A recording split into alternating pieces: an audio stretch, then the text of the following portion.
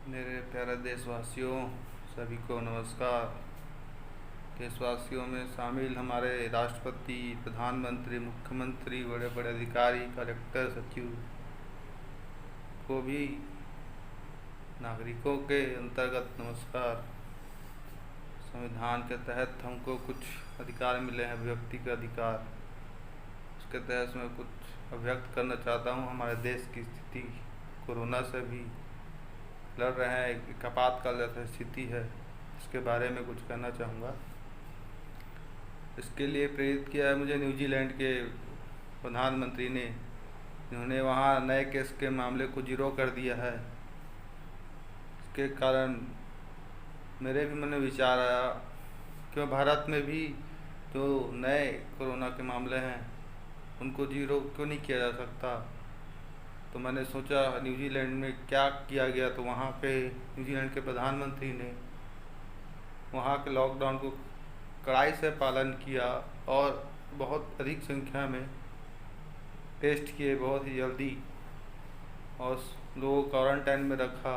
Lockdown का कड़ाई से पालन करना, इसके कारण वे जो कोरोना के जो चैन है, कोरोना संक्रमण के चैन हैं, उसको तोड़ने में सफल हो पाए।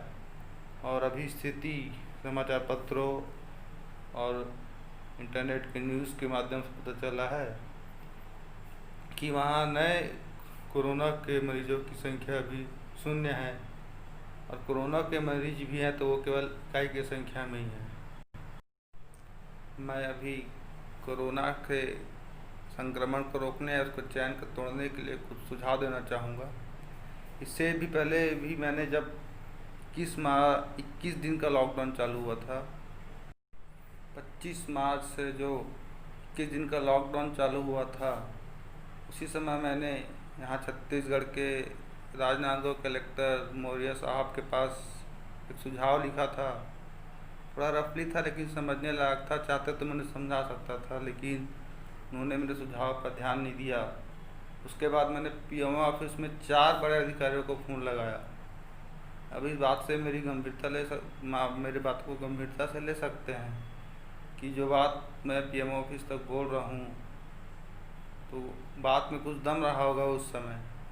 तो पीएमओ ऑफिस के अधिकारियों के द्वारा लापरवाही जैसा जवाब कि आप इससे बात कीजिए, उस अधिकारी से बात कीजिए, इस अधिकारी से बात कीजिए। मेरे को लगभग 4 अधिकारियों से मैंने बात किया, लेकिन किसी से संतोषप्रद जवाब नहीं मिला। किसी ने कहा स्वास्थ्य विभाग वाले से बात कीजिए, तो किसी ने कहा मैन्युफैक्चरिंग वाले से बात कीजिए। कई देश को बचाने के लिए, आपातकाल से बचने के लिए सुझाव था, लेकिन वो सुझाव नहीं माना गया। उसमें मैंने सुझाव दिया था कि हर नागरिक के पास मास्क और हैंड ग्लव्स होने चाहिए। इसके लिए सरकार है खुद निर्माण कराए, लोगों तक इसकी पहुंच उपलब्ध कराए। देश के जितने भी बड़े उद्योग हैं सबको इस काम में लगा दे कि वे मास्क और हैंड ग्लव्स का निर्माण करे। उस स्तर में करे जैसे हम देखते हैं शराब दुकानों में पानी पर डिस्पोजल कचड़े ऐसे पड़े रहते हैं, पूरा बिछ जाता है। मैंने सुझाव दिया था कि वैसे ही हैंड ग्लव्स और जो मास्क है पूरे देश में बिछ जाए। हर लोगों के पास 5-10 जितना, जब भी वो बाहर निकले तो उनके पास पहनने के लिए मास्क हो, हैंड ग्लव्स हो। इस प्रकार का निर्माण करके सस्ते या उपयोगी हैंड ग्लव्स और मास्क बनाकर हर लोगों को उपलब्ध कराना चाहिए था, जैसे राशन उपलब्ध कराते हैं।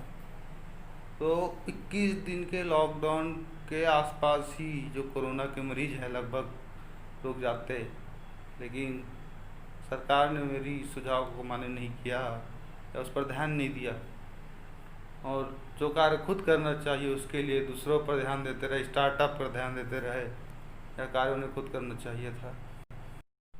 अब आगे जो मैं कहना चाह रहा हूँ, जो न्यूजीलैंड के प्रधानमंत्री से प्रेरित होकर जो विचार आया है, उससे ही लगता है कि भारत में अभी लॉकडाउन का कड़ाई से पालन कराना चाहिए। इसके विपरीत देखा जा रहा है कि भारत में लॉकडाउन खोले जा रहे हैं, से लगातार मरीजों का संक्रमण बढ़ते जा रहा है, और एक दिन में 8,000 मरीज हो रहे हैं। 7 अट्ठे 56, एक हफ्ते में 56,000 मरीज हो जाएंगे। और एक महीने में लगभग इसी दर से चलता रहा 8,000 प्रतिदिन के हिसाब से। ये तो केवल रिपोर्ट है, असली तो इनसे ज़्यादा ही होगा। तो एक महीने में लगभग 2.5 लाख कोरोना पॉजिटिव मरीज हो सकते हैं, और ऐसा हो गया होगा तो हमें केवल रिपोर्ट से मिल रहा है कि 8,000 है, जबकि कई को रिपोर्ट अभी होना है। तो स्थिति बहुत बेकार है, ये समझ में तो आती है। तो इसलिए हमें लॉकडाउन खोलने के बजाय लॉकडाउन का कड़ाई से पालन करना पड़ेगा। लेकिन कड़ाई से पालन में सबसे बड़ी दिक्कत आ रही है बेरोजगारों के साथ, मजदूरों के साथ। पहले बात करते हैं मजदूरों की। मजदूर को क्यों वापस उनके गांव भेजा जा रहा है भाई? क्यों? मजदूर जहाँ है वहीं रहना चाहिए। पूरा देश उनका है, वे जहाँ है वहीं रहने का उनका अधिकार है। उनको खाना नहीं मिल रहा है, रहने की व्यवस्था नहीं है, सुरक्षित नहीं है। आसपास के लोग उन्हें बोल रहे हैं कि दूसरे जगह के हैं, उन्हें वापस भेजो। इसमें हमारे देश की सरकार की नाकामी है, हमारे राज्य के सरकार की नाकामी है। जो मजदूर जहाँ हैं उन्हें वहीं सुरक्षित रखा जाए, उन्हें भोजन की व्यवस्था की जाए, और राज्य सरकार केंद्र सरकार दोनों मिलकर एक काम करें। मैं भी देख रहा हूँ वर्तमान में जो जिम्मेदारी है वो हमारी केंद्र की सरकार राज्य को सौंप रही है, राज्य की सरकार केंद्र को सौंप रही है। अभी लॉकडाउन खुले हैं तो केंद्र ने यह बोलकर लॉकडाउन खोल दिया कि राज्य चाहे तो किसी भी मामले को प्रतिबंध लगा सकते हैं, कड़ाई कर सकते हैं। भाई आपने तो छूट दे दी, तो राज्य सरकारें क्यों कड़ाई करेगी? और हमारे छत्तीसगढ़ शासन के भूपेश बघेल जी को मैंने निवेदन करते देखा है, सुना है पेपरों के माध्यम से। अमित शाह से कह रहे थे कि राज्यों के आवागमन को न चालू करे। इस प्रकार का सुझाव देने के बाद भी जो केंद्रीय सरकार है उन्होंने राज्यों के आवागमन को रोक खोल दिया। तो केंद्र अपनी जिम्मेदारी राज्य को थोप रहे हैं, राज्य अपनी जिम्मेदारी केंद्र को थोप रहे हैं। इस प्रकार ऐसे में हमारा देश कोरोना से नहीं लड़ पाएगा। तो राज्य तय करे, केंद्र तय करे, सबसे अच्छा रहेगा केंद्र ही हर काम पे तय करे। एक आपातकाल लगाए, केंद्र जो नियम बनाए पूरे देश के लिए बनाए। ऐसा नहीं है कि मुंबई में ज़्यादा मामले बढ़ रहे हैं, छत्तीसगढ़ में कम है, तो दोनों में भेदभाव किया जाए। मैं चाहूँगा कि पूरे देश से कोरोना ख़त्म हो।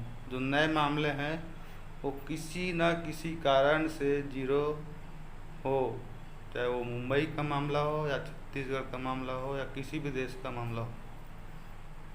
तो हमें इस काम के लिए बड़े कड़े कदम उठाने पड़ेंगे। न राज्य अपनी जिम्मेदारी से हटे, न केंद्र अपनी जिम्मेदारी से हटे। केंद्र को पूर्ण अधिकार है आपातकाल लगाने का।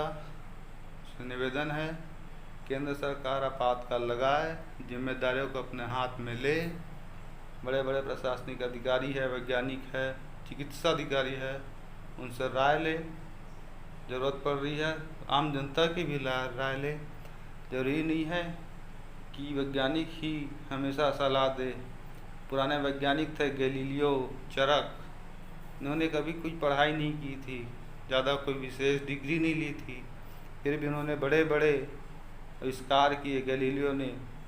तो इसलिए मैं चाहूँगा कि हर किसी की राय को सुना जाए और पूरे देश को नए जीरो कोरोना वायरस केस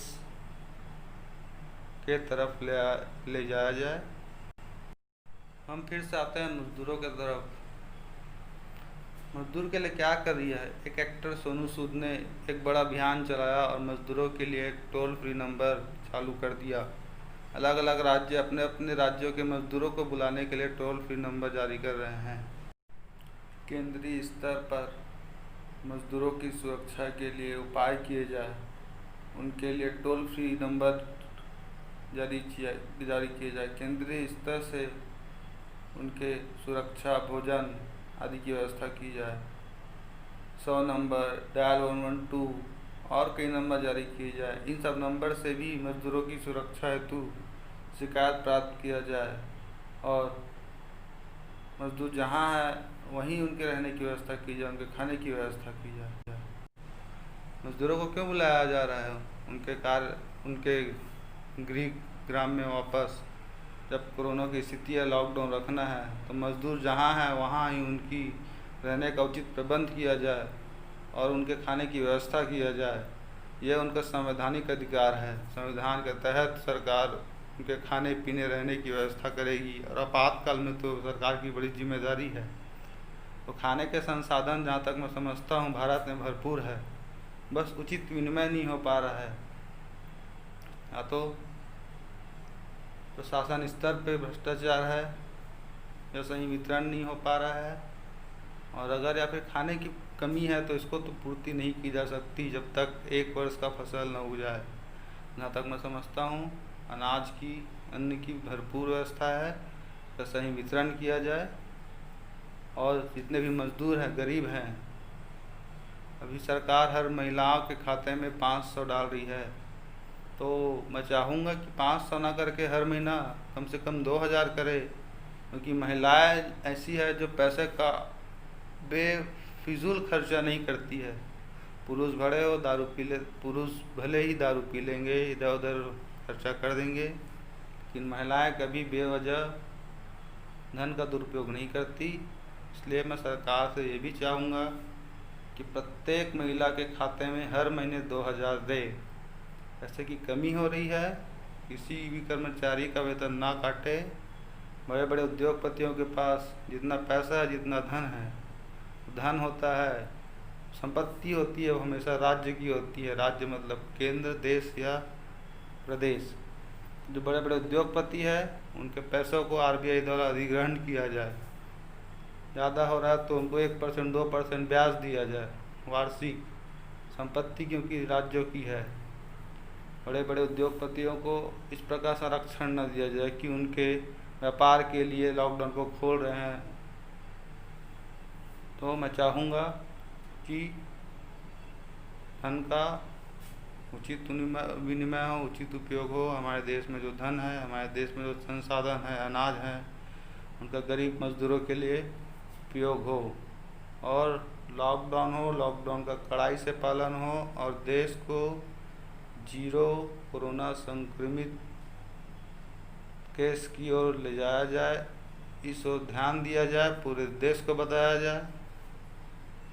और अगर ऐसा नहीं किया जाता है तो फिर आंदोलन का रास्ता अपनाना पड़ेगा।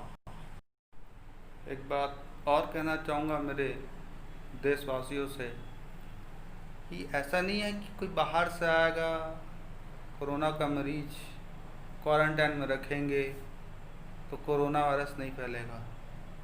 हमारे छत्तीसगढ़ में जो पहला मौत हुआ है उसके बारे में मैंने अध्ययन किया तो देखा उसकी कोई ट्रैवल हिस्ट्री नहीं थी, वो कहीं इधर उधर नहीं गया था, वो 4 साल से यहीं रह रहा था।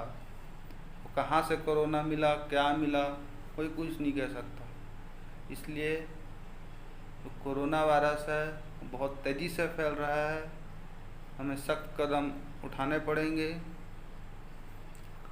और उसके जो चैन है, संक्रमण का चैन है, उसे तोड़ना बहुत ज़रूरी है, युद्ध स्तर पर ज़रूरी है।